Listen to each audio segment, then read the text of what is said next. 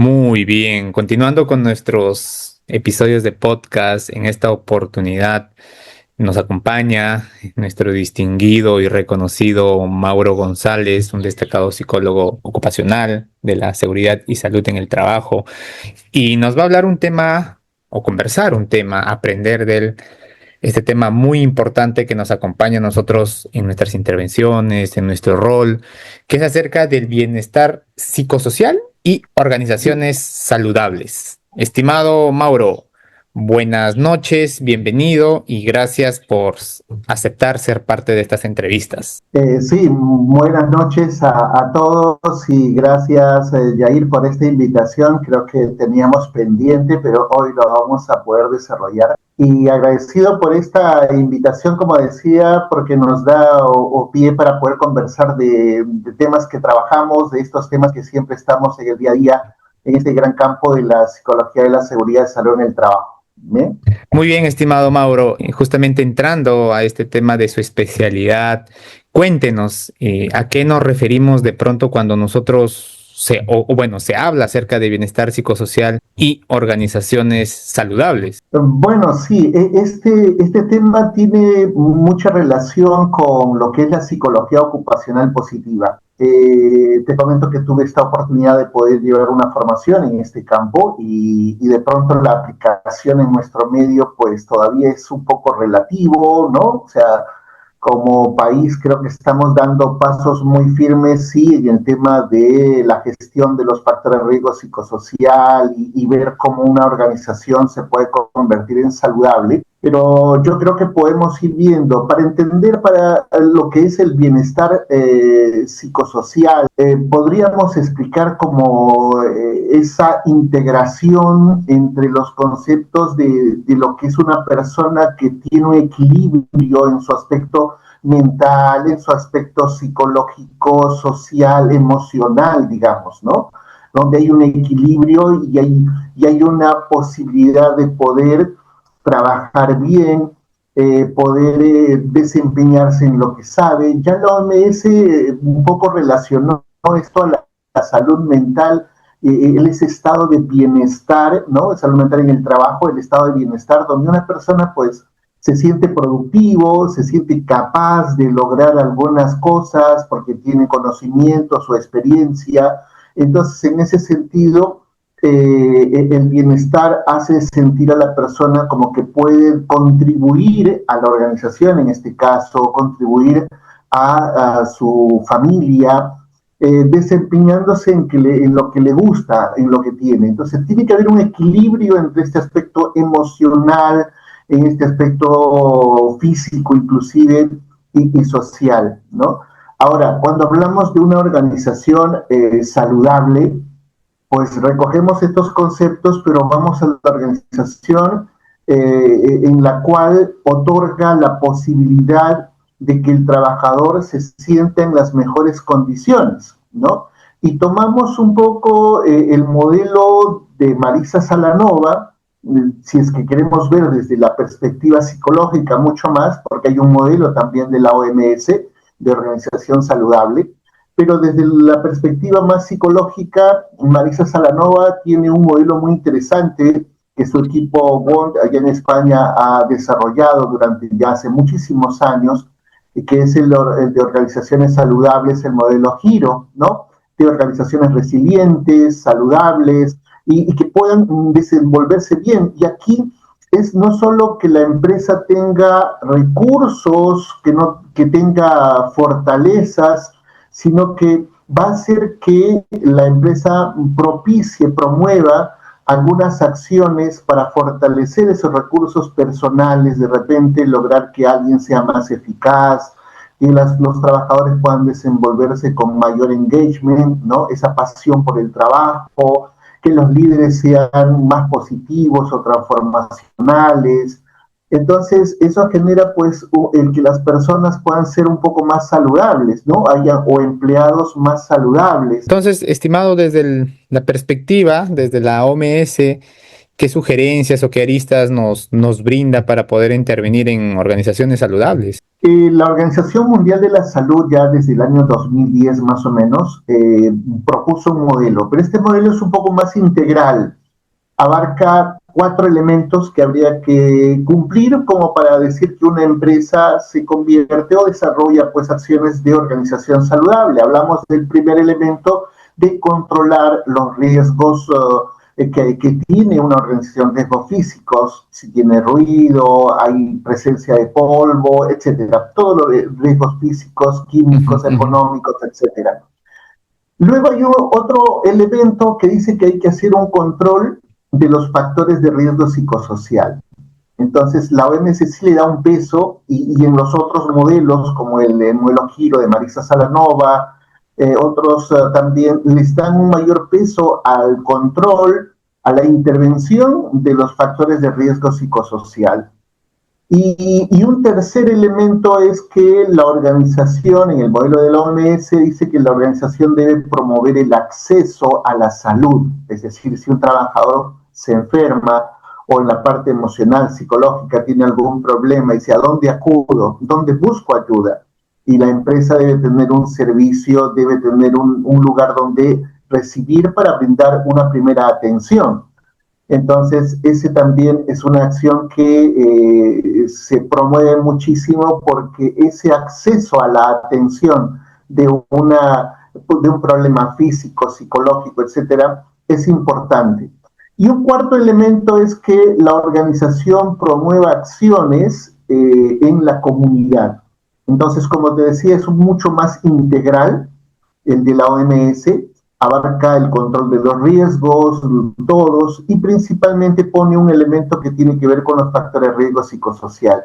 Creo que esa es la base como para propiciar una organización saludable desde esa perspectiva de la OMS. Muy bien, estimado Marco, qué genial poder conocer esa perspectiva, esa arista de donde nosotros podamos tomar bases para poder intervenir o direccionar nuestro trabajo. Ahora, desde su amplia experiencia, doctor, ¿cómo sería o cómo resumiría un proceso de intervención en bienestar psicosocial? A ver, si queremos hacer una intervención para generar bienestar, yo me apego, como te decía al inicio, al modelo de la psicología ocupacional positiva, en la cual podemos trabajar, por ejemplo, en el fortalecer recursos personales de los trabajadores para algunas situaciones estresantes, que podría ser una mayor posibilidad de su manejo de estrés, una mayor capacidad o competencia para la resiliencia, ¿no? Para salir de problemas, para fomentar un liderazgo transformacional, por ejemplo, y que si son jefes, estos líderes, estos jefes tengan una mejor relación, una mejor comunicación, ¿no? Con los trabajadores. Y también otorgar algunas acciones ya desde empresa, desde la organización, como por ejemplo el rediseño de ciertos puestos, y no son costosos esos cambios porque simplemente implicaría que se haga un estudio y ver cambios en el rediseño. Por ejemplo, en vez de hacer una reunión de trabajo en horas de la tarde o a finales de la jornada de trabajo cuando ya el personal está un poco cansado, etcétera, hacer una reunión de pronto a primera hora. Entonces, se puede ir modificando algunas cosas, ese es un poco el rediseño de algunas estrategias. Otro factor que puede generar este bienestar es lo que proponen la conciliación en cuestiones del trabajo y relacionado a la familia. Se habla mucho de este factor psicosocial de doble presencia, se habla de factores extralaborales, problemas en las relaciones de familia, etcétera, que pueden influir en la organización o generar simplemente tensión o estrés en los trabajadores.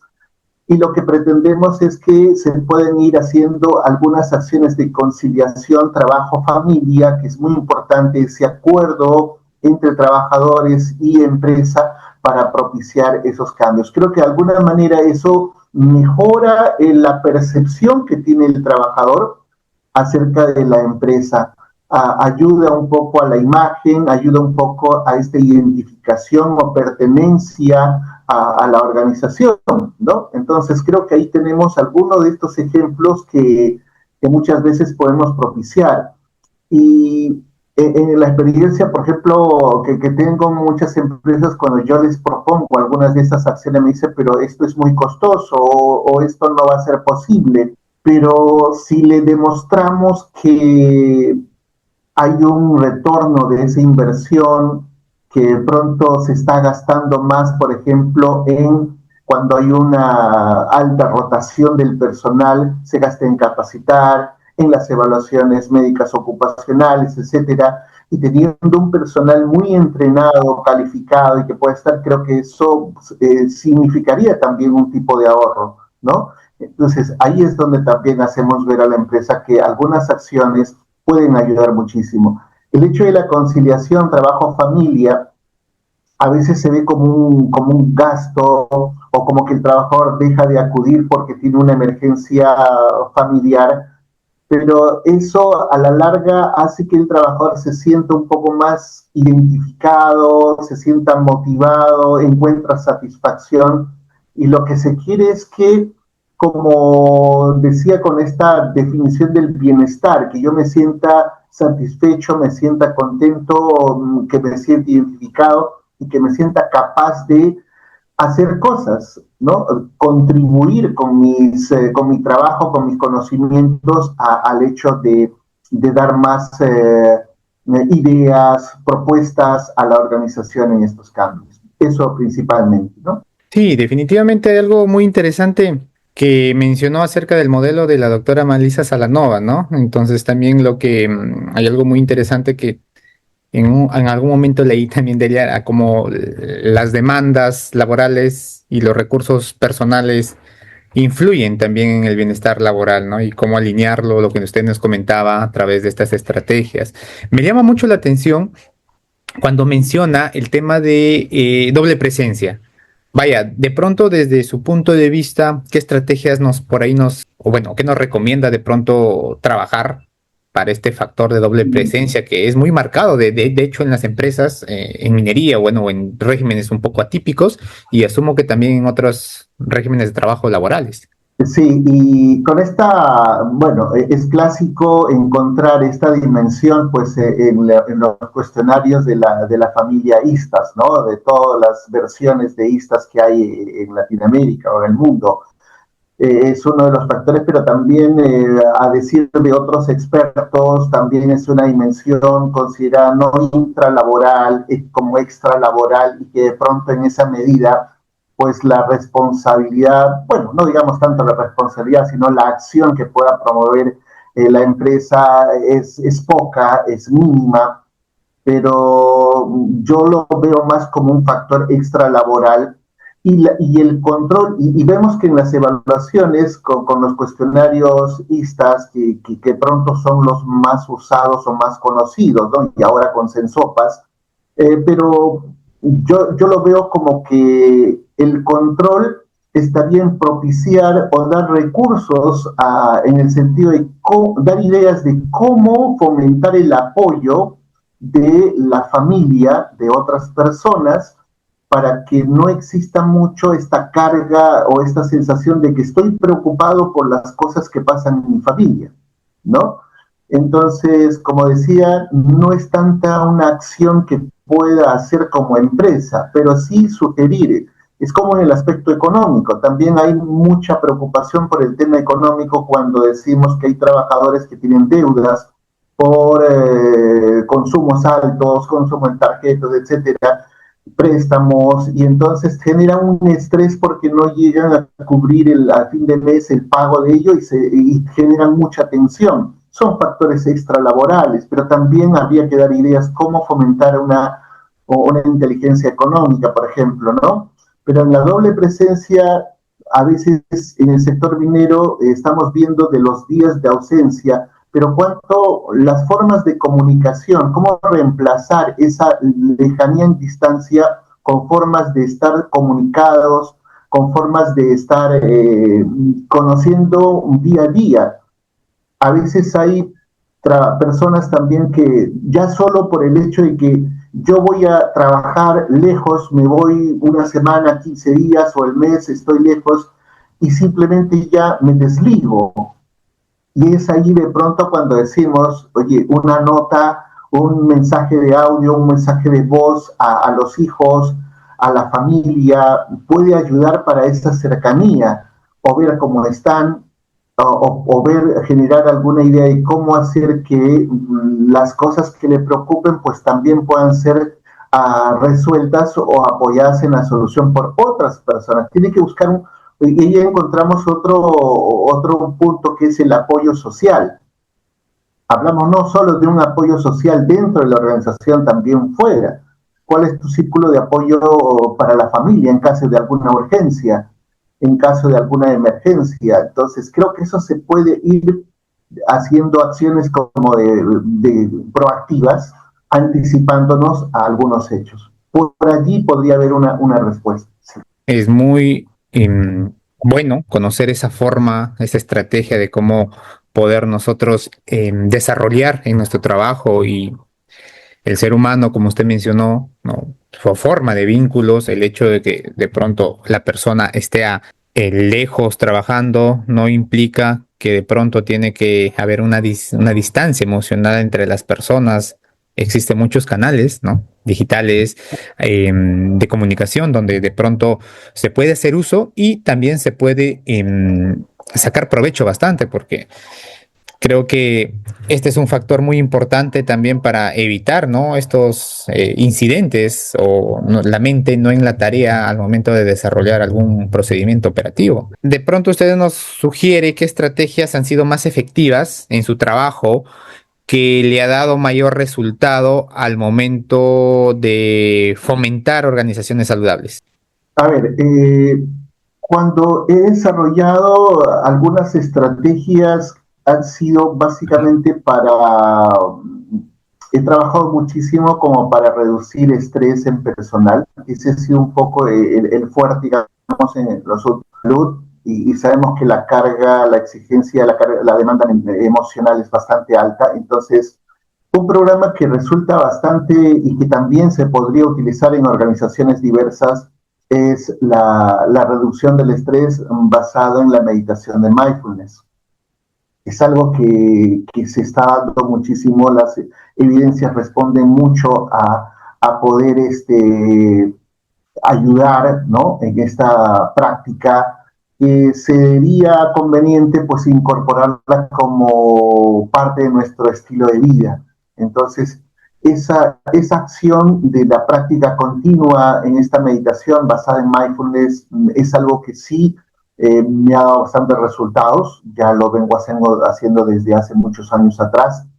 Y otra estrategia que también he sugerido, aun cuando en algunos cuestionarios no salga como algo evidente el problema del liderazgo, es que muchos de estos factores de riesgo psicosocial que encontramos, o estos factores psicosociales, requieren de un control de los jefes, de las jefaturas, ¿no? Y entonces un liderazgo positivo, un liderazgo transformacional, un liderazgo que promueva el accionar con todos sus trabajadores, creo que puede ayudar muchísimo. Entonces, desde allí proponemos ayuda también a la organización, pero desde la perspectiva de la seguridad salud en el trabajo, los líderes son esos agentes de cambio que van a propiciar nuevas pensadas, de presencia formal, va a ayudar también a que se disminuyan esos efectos. El líder que actúa con características de un liderazgo positivo y que se aleja de un liderazgo autoritario, etcétera, va a tener una mejor respuesta de sus trabajadores.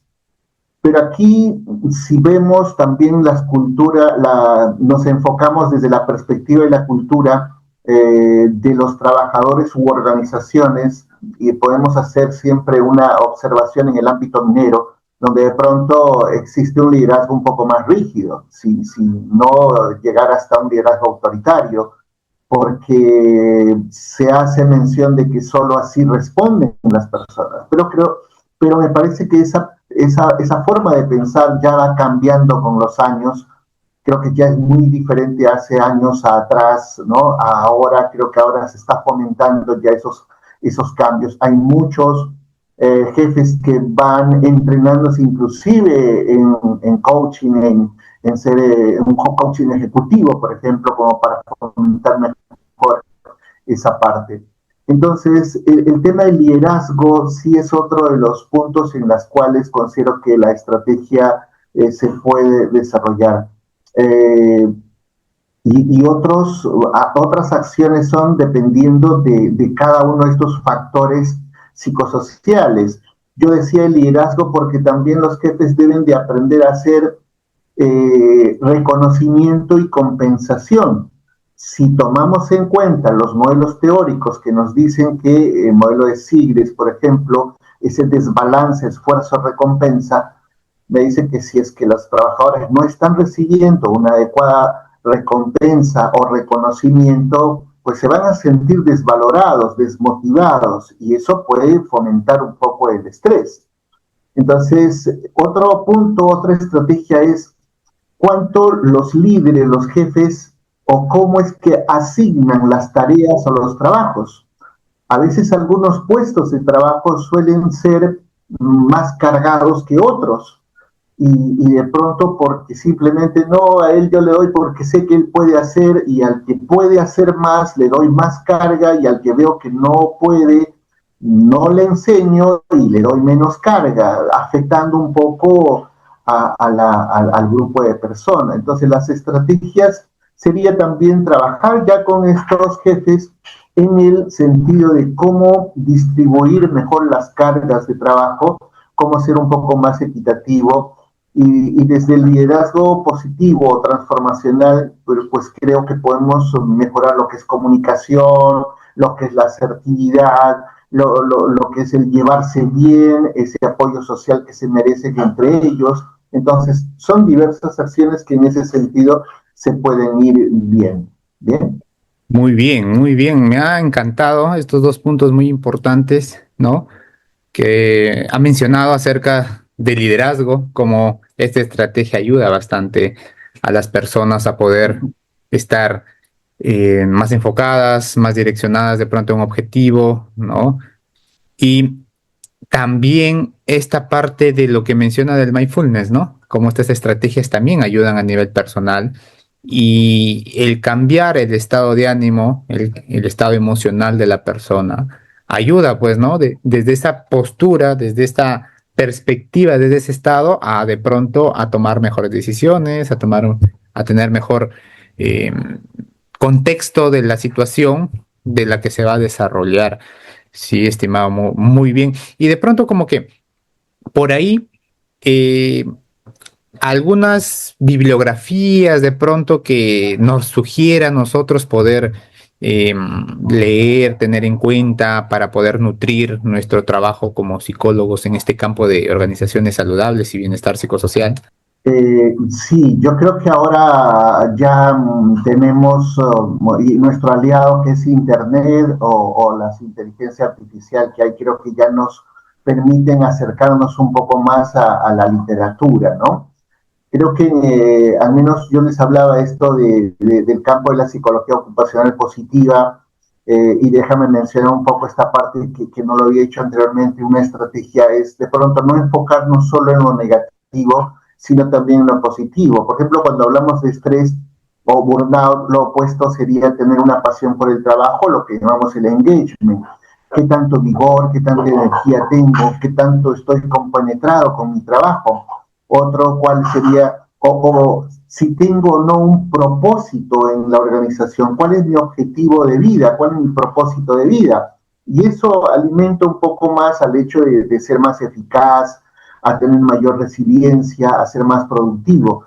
Y estos conceptos, pues de pronto lo encontramos en las páginas web que tiene Marisa Salanova. Ella tiene una muy buena página y tiene material en español, también sus libros, ¿no? Encontramos mucha literatura allí. Y de pronto creo que vamos a ir viendo progresivamente algunas otras acciones. Ahora, hay publicados en el país, ¿no? Pero de pronto sí se pueden conseguir modelos de estrategias que han dado, que son de éxito, ¿no? Aplicadas como para generar organización saludable. Hay un libro muy interesante, pero no está en digital todavía, que nos puede guiar un poco cómo llegar a crear una organización saludable con el aporte de estas corrientes que he mencionado anteriormente. ¿Bien? Muy bien, sí. El gran aporte de lo que nos menciona acerca de Melissa Salanova, ¿no? Y no todo es malo en una empresa, y lo que nos comenta, lo que puedo rescatar es que también debemos enfocarnos en aquellas cosas que de pronto han ido bien, que están haciendo bien, y por ende esta intervención desde el punto de vista de lo que nos comenta la doctora Melissa Salanova, ¿no? Vigor, absorción, propósito, trabajarlo, ¿no? En diversos talleres, en diversas campañas, formas de poder seguir fomentando, potenciando estas formas de hacer que el trabajo tenga un mejor propósito y sentido. Sí, sí, me agradó bastante. Estimado, y ya como para finalizar, ¿qué sugerencias puntuales de pronto nos daría a nosotros como psicólogos para poder realizar una intervención oportuna en factores o organizaciones saludables?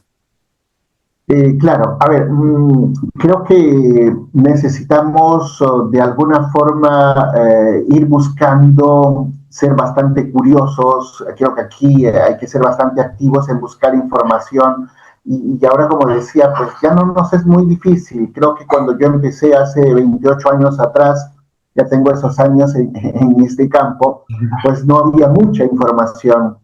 Es buscar formación. Yo acudí un poco, por muchos años a Colombia, que es uno de los países donde el tema de riesgo psicosocial se ha trabajado más por la normativa legal, que es mucho más específica. Creo que por allí pueden encontrar, tuve la posibilidad también de hacer esta especialización allá. Y estamos junto con el Comité de Psicología de la Seguridad y Salud en el Trabajo, el Colegio de Psicólogos, pues estamos en esa promoción, en el hecho de promover que la formación sea más amplia, y creo que en los próximos meses iremos aperturando más espacios, así como el que tú tienes, Yair, que es muy interesante, en que podamos tener al menos ideas de qué está sucediendo en otros lados, qué se puede hacer y ir buscando esta información. Lo de organización saludable es ese paso extra que una organización puede desarrollar, pero al momento se quedan de pronto en el cumplimiento de una norma legal, la Ley de Seguridad Salud en el Trabajo. Muchos no se animan a dar ese paso extra porque prefieren hacer el monitoreo. Esa intervención se hace como que muy ligera, a veces con capacitaciones o con ciertos talleres, y nos volvemos como talleristas nada más, y no entramos a la gestión real de los factores de riesgo psicosocial, a promover esos cambios en el nivel de la fuente, promoviendo cambios en la fuente, como dice la jerarquía de controles, ¿no? Nos vamos más en la parte del control en el trabajador. Cuando yo mencionaba esto del mindfulness, por ejemplo, ya sería un tercer nivel, pero previo a ello pude haber trabajado o se trabaja mucho más todo lo que es el control de los factores que están propiciando el estrés. De repente es el liderazgo inadecuado, la sobrecarga, la jornada de trabajo, la monotonía, la falta de reconocimiento. Se tendría que trabajar sobre esos factores para después, al último, dar un soporte al trabajador para equilibrar o sobrellevar esos puntos. Entonces creo que debemos de buscar información, debemos de formarnos. La idea desde el comité, desde hace tiempo, es que exista una especialidad en el país de este campo, como especialista, como psicología de la seguridad y salud en el trabajo. Esperemos que alguna universidad pueda promover ello en el país. Aún no la tenemos. Y también desde la perspectiva del Colegio de Psicólogos pueda también tener ese capítulo o ese título de psicólogo especialista en psicología de la seguridad y salud en el trabajo. Creo que podrían ser buenos pasos que nos toca promover o trabajar en esos campos. Bien, más o menos creo que eso es lo que podría yo sugerir en este momento. Muy bien, muy potentes sugerencias precisas, enfatizadas definitivamente en el rol que nos compete, que lo que hacemos y es totalmente distinto a otras especialidades que se está trabajando, ¿no? Desde diferentes aristas, diferentes profesionales, incluido usted, doctor Mauro, ¿no? En impulsar y reconocer el valor de los psicólogos en el campo de la seguridad, salud en el trabajo para que sea una especialidad, más no una subespecialidad, una especialidad como tal, con funciones, con funciones específicas, con funciones que de pronto vayan más allá de solamente difundir algo o monitorear algo, sino también la parte de intervención. Particularmente le agradezco bastante, doctor Mauro. Ha sido una entrevista muy enriquecedora, muy puntual, precisa. Sé que no va a ser de pronto la primera vez para poder compartir estos espacios. Y nada, nuevamente gracias por esta información, por esta conversación que hemos tenido. Muchas gracias a ti, Jair, y creo que vamos a estar en contacto y encaminados a seguir trabajando en este campo de la psicología, la seguridad y salud en el trabajo. Hasta pronto. De pronto, muchas gracias.